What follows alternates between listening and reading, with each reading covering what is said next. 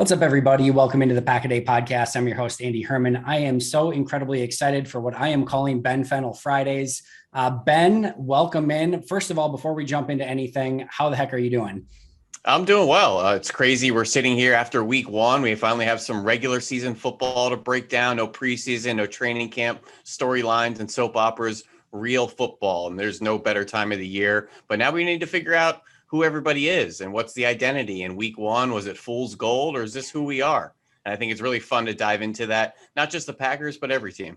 Yeah, absolutely. And I know you're diving through all the tape right now. I know everyone's a little bit disappointed that you're not going to be working for The Athletic doing your amazing articles every week, but I have to say that I am that much more excited for a variety of reasons. Well, like one, obviously we get to talk every Friday and break down film. I know you've been doing it all week, so we get to talk about it. But I always felt like when we were doing the audio podcast, we were usually doing it on Sundays when the game just happened. It was always kind of a waste because you and I would dig through all the tape. And then by the time we got to talk to each other, it was like a game just happened. So it didn't make sense. So I think this is going to be phenomenal and we're going to get to go through all of that. But I know you, maybe more than anyone, are Mr. Even Keel. Like no matter what happened in a game, good, bad, ugly, and different, you can usually sort of pick through everything and say, let's see what happens next week or whatever.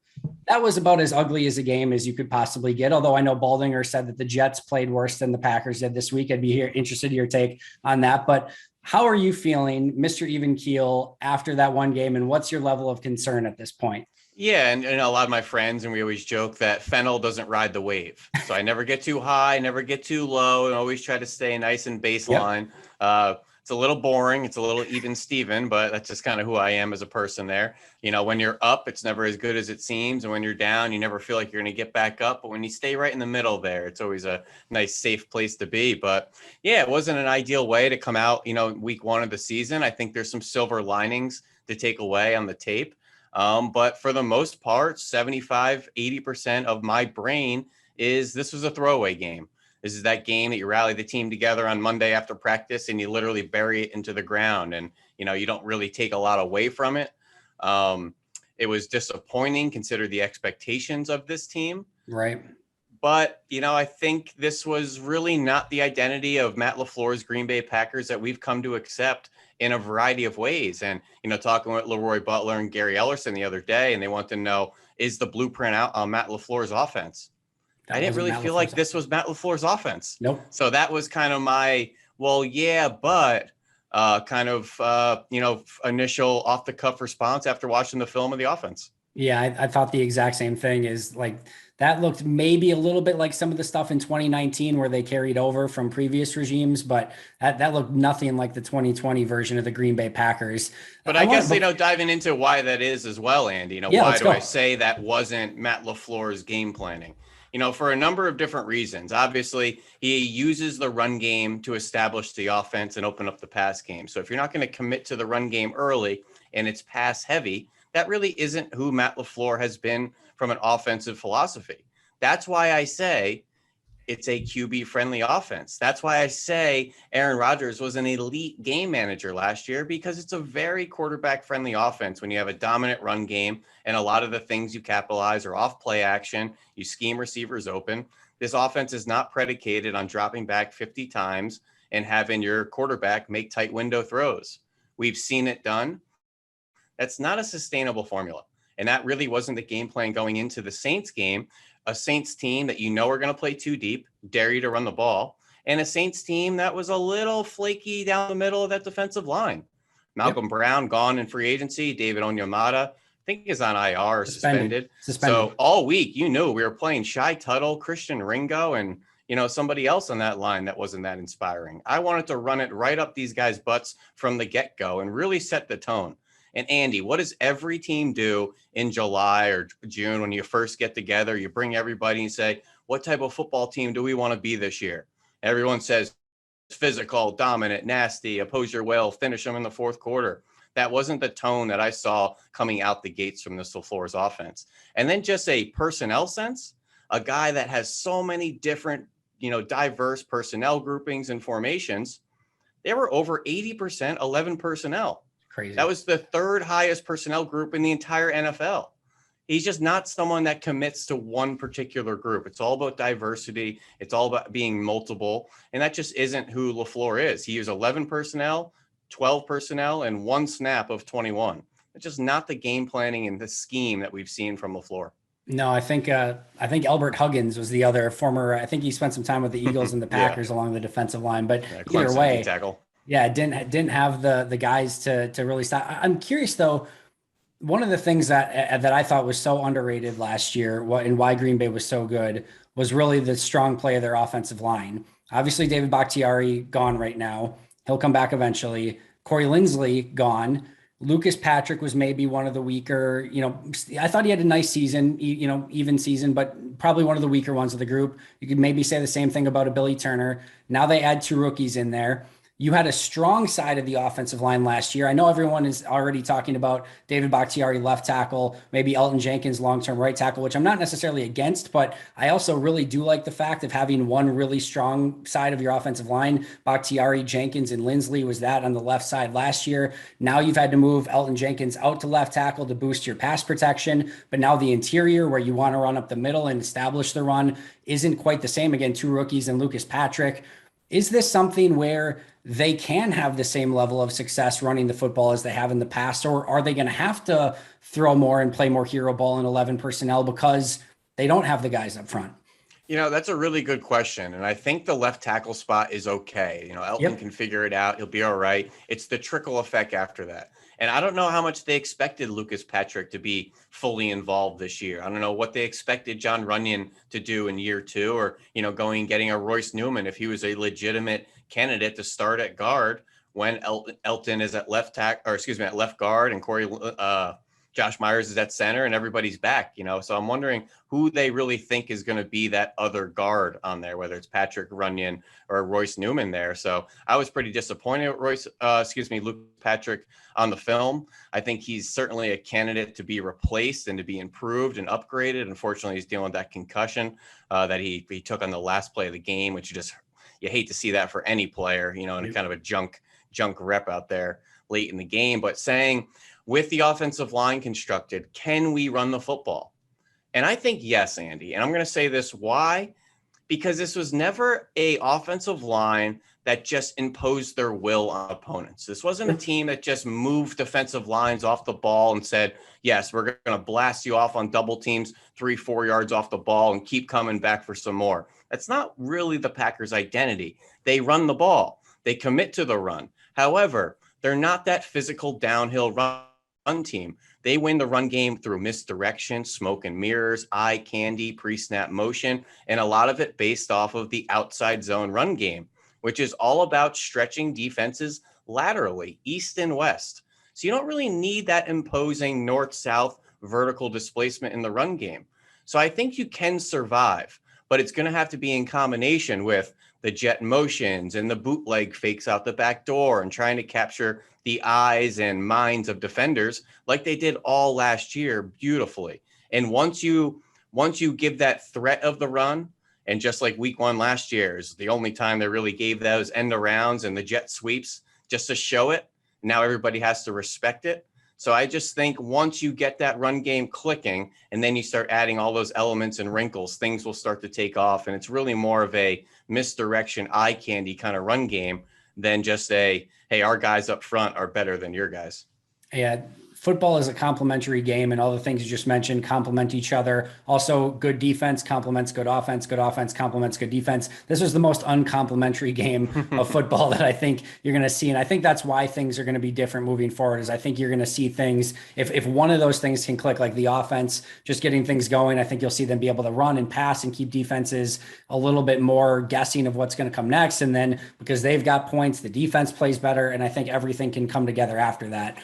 I'll let you go in a variety of different directions. Now, let's talk about the offense like just a little bit more before we get to the defensive side of the ball. I want to go over the rookies. I liked Royce Newman in this game a little bit more than I liked Josh Myers, although I think given the circumstances, not even trying to run the football, defense being able to tee off because of the score and just how Green Bay was playing, I thought they overall held up well considering the circumstances. And I was very disappointed just in the overall receivers. Like, I didn't think that they got off of coverage very well. And I just think I don't know, maybe it was the cover two and it was just frustrating to them, but I didn't think it was a great effort from the receivers in this game either. You can go in any direction on offense you want, but yeah, I'll let you go. Yeah, the receivers, weren't that inspiring, but I didn't feel like a lot of the past concepts were inspiring either. We started to see some isolation routes. You started to see a lot of routes that didn't really have effect or relationship to another route, trying to help to get guys open, whether it was the bunches, the rubs, things like that. And when we did use that, Aaron Rodgers decided to roll back into his let me play deep to short on those concepts. In 2020, he said, I'm going to take the open guy underneath right away. Let's get it to him on time, give him a chance to make somebody miss, give him a chance to the sideline to get up the field. And what did he say today in his press conference? I think when you saw last year, when I play on time in the pocket, I obviously can be really accurate, but we can really get the offense humming. And when you watch the tape, it just said, it was there. It's got to be on time. It was there. It's got to be on time. It felt like 2016, 17, 18 Aaron Rodgers, where he was just a little greedy and said, you know what, you're aging, big guy. Get that ball out of your hands. Let Aaron Jones do the dirty work. Let Devontae coming open on the shallow. Is a 3-yard route, coming laterally at the sexiest thing for a quarterback to throw? Of course not. However, it's efficient, it's productive, and it moves the offense. And that's what he was all about in 2020. And, as much as I was criticizing, there was 3 straight plays to end the first half of Aaron Jones kept in to pass protect. So they went with jet protection where he has the key blitzers and did a really good job in pass protection. But that wasn't the formula last year. It was get him out in the route, make somebody guard this weapon. And just when they did put him out, Aaron Rodgers didn't throw it to him. So, as much as I want to say I didn't like they did this, but they did that, it just didn't work when they did that kind of thing. So, it just wasn't a game where I felt they were in rhythm. And then when you come to an opponent with a 9-play drive, a 15-play drive, and a 15-play drive to start the game, suddenly you're looking at the clock, suddenly you're looking at the score, suddenly the game plan is out the window. And it's tough for the offense to get in rhythm too, right? They go out, they have five-ish plays to start, maybe 6. And then, they have to punt and then they don't get the ball back for a long time. And then, another long drive, they get the ball back, have to go basically 3 and out. They, just no rhythm or consistency makes it tough. I do think some of that stuff with Rodgers in the offense, I think they're going to learn very quick. Like, we can't play that way. And I think they are going to be able to go back to what worked a season ago. And I think we're going to see that much more against Detroit. How about Andy, before we turn this over to the other side, I'm going to put the giant foam finger. Are you panicking more on the offense or panicking more on the defense after week 1? 1,000,000% defense, because I've seen the offense be successful, especially just going back to last year. The defense, the same questions and concerns I've had for a while showed themselves in week 1. And I think there are some much more, fatal's the wrong word, but closer to fatal flaws on the defense than there are on the offense. What do you think? Yeah, that's fair. And I try to make excuses on the defensive side and say, you know what? The Saints have the best offensive line in the NFL. Even when their center goes out, they're probably still the best offensive line. They can run at will. They protected Jameis all day. They picked up the few blitzes Joe Barry decided to throw at them. I was just expecting more, flaky decisions from Jameis. And I figured, there's no Drew Brees and they're missing a weapon or two. And I just felt their offense really took a step back from last year, gave me more confidence going into the game. But looking back on it, that Saints offense whooped this defense. And I'm right there with you. And when you say kind of bigger issues, there are some philosophical issues with this defense that I don't know are going to be changed. And it may be a lot more of the same from Mike Pettin. It's something we talked about all spring and summer to say, what are we getting from Joe Barry? I hate to break it to you. It may not look a lot different than Mike Pettin's scheme out there. And my caveat to all that is, I think we needed a little bit more people change than scheme change or, a coach change. It's all the kind of debate on is it the Jimmies and Joes or the X's and O's? And I think they may be missing a couple Jimmies and Joes at some crucial spots too. No, I said the same thing. I said it was like a restaurant that had poor ingredients, and instead of changing out the ingredients, they went and got a different chef, but they have the same poor ingredients. And there's only so much that's a good one a chef can do, right? I like that. And I'll write that down. that's like, I don't get very, metaphorical very often, but I guess this is best I can do. But let me ask when you you're watching tape, Andy, and talking football, you always got to throw in other world analogies. You really do. And, anything in your life that could kind of bring it back to football. You should hear the random things I throw out when I'm watching tape that it reminds me of. It's such a bizarre, like, if you look at like scouting books, they're like almost like poets. Like at this, it's the weirdest thing in the world, where you've got these like big, like testosterone filled scouts that want to know all about football. And at the same time, they're like writing prose of like how their hands work in a situation, right, with like beautiful metaphor. It's so crazy. But I want to go through the defensive line for a second.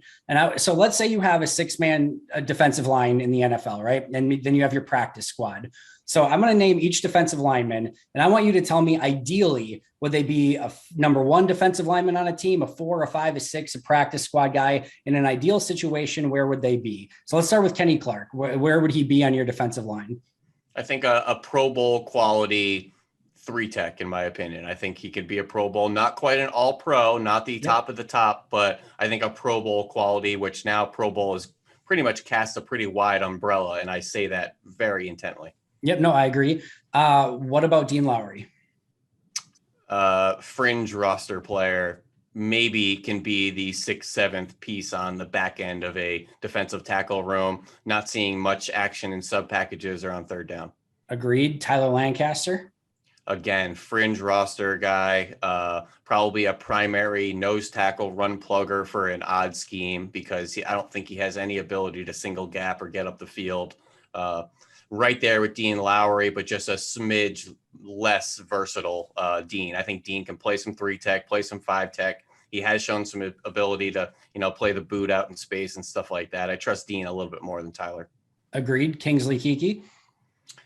I think the jury's out on him. I think he's a really nice developmental player at this point, only in his 2nd year. I think everybody's looking for some sort of explosive one-step kind of 3-tech that could still play the run and rush the passer.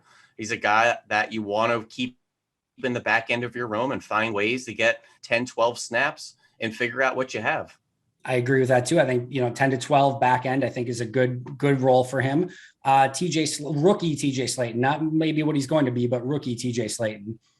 Yeah. I think considering what TJ Slaton is and kind of an early down 1-tech run plugger, I have no problem plugging him in and risking him and calling him a starter right now. I would trust him to survive as an early down 1-tech in the NFL based on his body of work at Florida and what I've seen in the preseason. And in comparison to the rest of the roster with Tyler Lancaster and Dean Lowry and Kenny Clark and everybody, I think he could start at 1-tech on this team and Kenny Clark slide out to 3-tech and maybe get a couple more one-on-ones. And I'd probably go from there with TJ Slaton and figure it out on a week to week if he could survive. Don't disagree there either. And then Jack Heflin. An exciting back end roster guy that I think will give you quality snaps and high effort, high energy, another, 12 to 15 snap guy. You probably don't want out there a whole lot. I really am concerned about his length, but he plays really hard. And I think there's something to be said about his effort, and he plays with a more physical attitude than I've seen from the Packers front 7 over the past couple of years. So that alone, I think I might take him over Lowry and Lancaster if the pecking order. Don't disagree with literally a thing that you said. So we've got Kenny Clark, who is a Pro Bowl caliber defensive tackle, TJ Slaton, who has some ability as like a rookie starter, fringe starter, backup sort of guy. And then all back of the rotation sort of guys that, could play in a pinch, maybe 10 snaps here or there, but nobody that you necessarily want on the field 40, 50, 60 snaps per game. Even Slaton, right? Probably not a guy that you want playing quite that much. It's Kenny Clark and guys. And to me, everything is set up off of that, where you can run at that group. And I think Green Bay can get away with the Chris Barnes, Devondre Campbell's, the Blake Martinez, like some of those guys in the back end, if you have a very strong defensive front. But Green Bay doesn't have the strong defensive front, which makes things then harder on those marginal linebackers on the second level.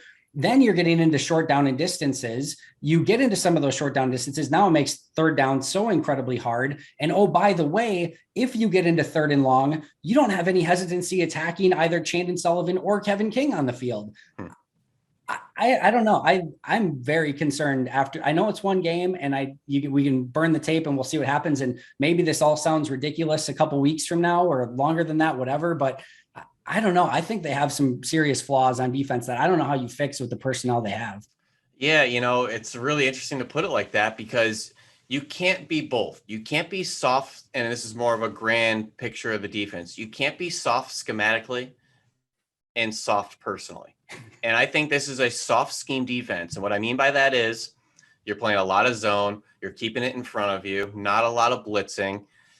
So if you're going to have a soft scheme, you need to be the Colts because their people are nasty, physical. When they get to the ball, they make you pay and they smash you. We play soft, but really don't have the Jimmies and Joes to counter that philosophy. And that's something I said in 2017, 18, and just before 19, when we got the Smith brothers out there, was I didn't see a lot of disruptive presences out there. Even Kenny Clark, who I love Kenny Clark on the field, off the field, he needs time though. He doesn't win quickly. Even Mike Daniels never won quickly.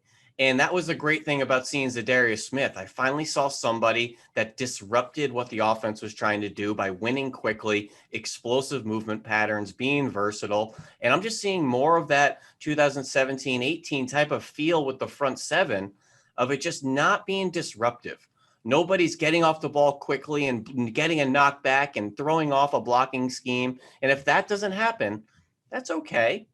But then the guys on the back end aren't being that physical, nasty presence. Yeah. And I love Adrian Amos, but he's not that thumping safety that you fear over the middle. Darnell Savage has a place in the NFL. He's not that type of guy, though. So who is? So I just think there's a little bit of a philosophical crossroads to say, hey, you know what? If we're not going to be that soft, with the personnel and the people, let's be more aggressive with the scheme.